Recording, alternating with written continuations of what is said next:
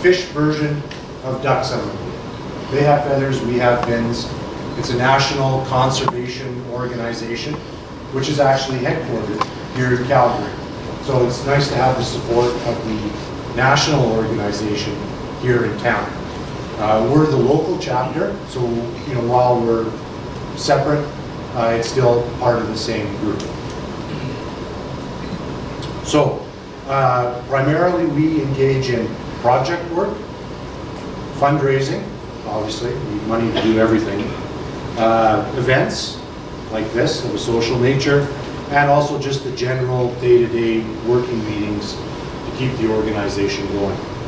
So our projects, for example, have you heard of the fish rescue in the fall, right? Where the utilities boards, they shut down the water going through the irrigation channel, and unless rescued, the fish will die because the water falls out. So we don't get all of them. We do get a heck of a lot, but it is a good fall activity to scoop them up, dump them in a truck, and drive them back to the river. At some point we'll tag them just to see the same fish every year. It's like, what are you not understanding about this? Stay in the damn river. But it's a good activity.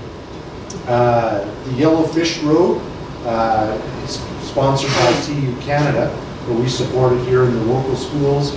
So if you've ever seen the yellowfish painted on the drainage, or if the kids have brought home the info from school, that's a program that we contribute to, so we can get that information about the watershed and proper environmental habits into the school system. You've seen the trees wrapped with wire while walking along the river? That's your local chapter at work too.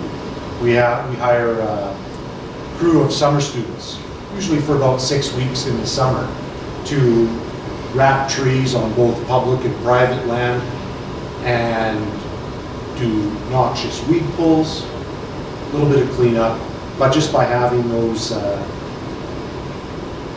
some people say dedicated, some people say enslaved, workers for the 6 weeks, we can get a lot done. There is some talk about whether the tree wrapping is effective against the beavers. Well, that leads us to another project that we'd like to undertake, which is simply planting more trees. So there's some science on that that says that's even a better way to go. So, but we can get that one off the ground. That's where we'd go, is just by planting more trees. And of course, we've got Legacy Island.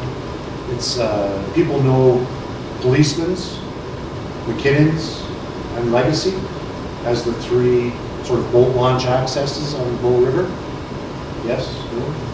Well, Terry, I'm sure will cover those points. That's where to get down and get on the river.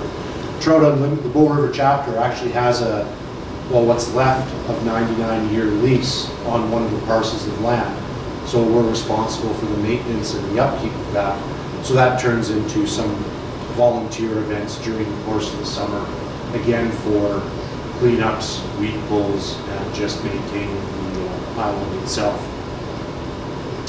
There's a few other projects we'd like to undertake around town because A, we're successful at fundraising. Here we have the fall dinner. Anyone gone to the dinner at the Coast Plaza in October? Couple? For those of you that haven't, stay tuned. It's a fantastic evening. Food's good, company's good, and it's a great way to see some trips, art, not just fishing art, but good art. We don't have any of the bad art. No, that's at the other auction. And just there's usually about 300 people. We raise gross about $100,000 at the event. So after expenses and everything, we get out with a little bit left over. But that's what funds the projects. And the last one I should talk about is what we call bovines and bows. What we do is we try and recruit local landowners south of town, because you know how the cows trample down the riverbanks. And that's really not good for the riparian habitat because the water, when it comes up, starts to erode the riverbank, the tree roots, and it just all goes to heck in a handbasket. So what we do is, with the landowners, put up cattle exclusion fencing along the top of the bank so the cows can't get down, but in exchange, we install solar-powered water draws that bring the water up from the river back far enough to a tank with a gravel pad and everything, so they can crowd around, drink, do their business, and not have it trample or pollute down through to the thing there. And those sites run about 20 grand a pop. We've got 2 in. We almost had a 3rd one, but at the last minute it kind of fell apart with the landowner, because there still is that, you know, you goddamn urban fish hippies getting the heck off my land. So we do what we can where we can, you know, being the fish hippies that we are. So, you know, we've got our eyes on about 2 or 3 other sites, and if we can broker that deal, that would be a good thing. The ability to get projects done depends on volunteers, which is where our, you know, if we had a critical area in the organization, that would be it. Kind of a dearth of people that are coming out, getting involved and saying, yeah, you know what, I believe in that project, I'm going to get it done. So as you know, go through our events, find out more as you're fishing on the river, it's good to put back into it. So the fact that you're out here is a start. The fact that you're a membership gets you to the next level. And over time, as you sort of see what's going on with the river, and you kind of want to put your stamp on it, and sort of feel good about your personal karma that you're doing, you take it to the next level, and you get involved, and you turn up and get some dirt under your fingernails, right? And you adopt a project, or you help out on a project. And once you start, you'll find that it's addictive, you feel better, you lose weight, you grow hair. It's fantastic. Trust me. I wouldn't lie to you. So I think that's your own personal journey to discover. And that does, and volunteering is a good thing. So, and actually, whether that's with Trout Unlimited or with some other organization doing other things, it does feel good to volunteer. So do that. Upcoming events. And this is the last part of my little spiel here. If you are here for the getting started into fishing, we've got the handouts for our tackle swap. That is the event to go to. It's April 28th-ish. You've got the handout here reaching.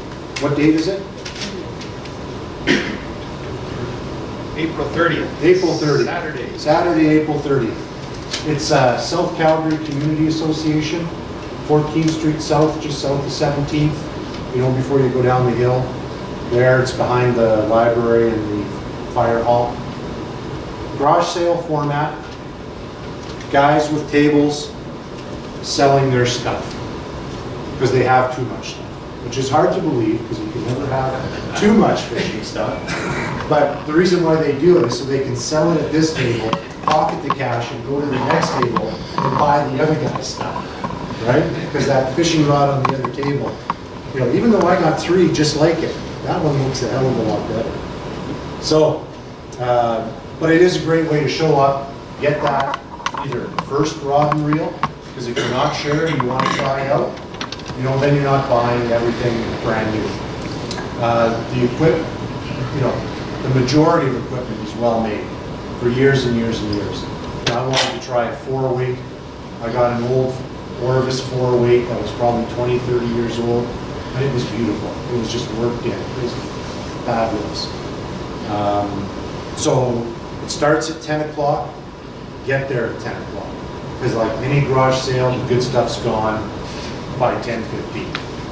And so I would make sure if you don't have the sheet of paper, get one, show up, buy stuff. our symposium weekend. There's information on it at the back of the room there. April 9th and 10th. Dave Whitlock, Kelly Gallup, Jim McLennan. It's an all-day program, Saturday and Sunday. Upon completion of that, you will catch more fish. And bigger fish. And lose weight, and grow hair. So anyways, write down the information. It's held right back here, actually, in the bigger room at the front that you walk past, and this room for the afternoon. There's way too much to talk about. Just buy a ticket. You'll be happy. And the other social night is coming up Monday, March 14th at the Cardell Theatre. Presentation by Dave and Amelia Jensen on bugs and stuff. Sight fishing. Sight fishing, okay, which will involve bugs. And losing weight and growing hair. It'll be fantastic. The Cardell Theatre, Armin and Michelle hosted their fly fishing film festival last weekend. Quite an amazing, the Cardell Theatre in Quarry Park. Anyone ever been there? It's really new. We were there for the first time. Amazing facility. Cardell Homes, they built as part of their head office a movie theater, 150 seats, top of the line, screen, sound, seats and everything.